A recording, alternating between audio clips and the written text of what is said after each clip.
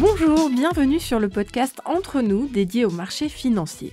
Ici, on décrypte et on vous rend plus simple la compréhension de ces marchés.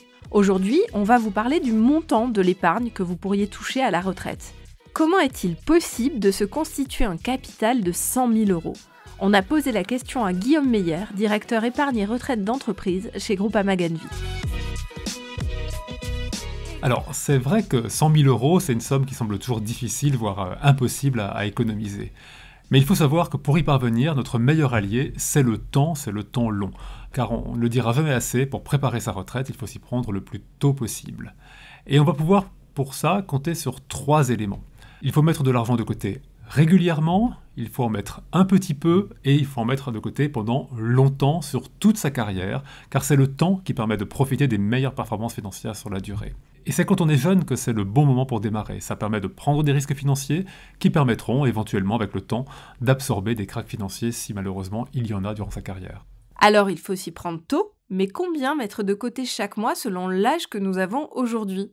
Alors, pour avoir 100 000 euros à la retraite, si on suppose qu'on partira à la retraite à 65 ans, qui est l'âge sans doute estimé pour les jeunes générations, combien faut-il mettre de côté tous les mois ? Si vous avez 30 ans aujourd'hui, c'est une centaine d'euros que vous devrez mettre de côté tous les mois pour atteindre ce montant-là, en imaginant qu'on pourra avoir une espérance de rendement de l'ordre de 5% par an. Si vous avez un peu attendu, si vous avez 40 ans, alors ce montant passe à 200 euros.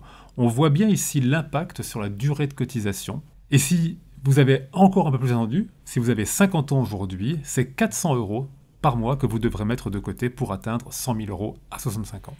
En quoi est-ce intéressant de placer ces montants sur un plan d'épargne retraite et pas sur un autre support de placement ?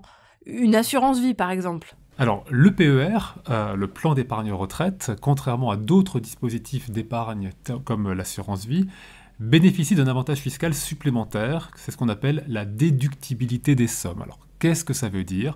Ça veut dire que les sommes que vous versez tous les mois sont déductibles de votre revenu imposable.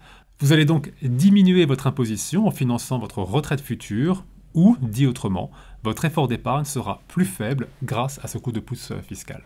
Le PER a de nombreux atouts, c'est indéniable, mais nous vivons actuellement une inflation galopante qui a un impact sur notre épargne.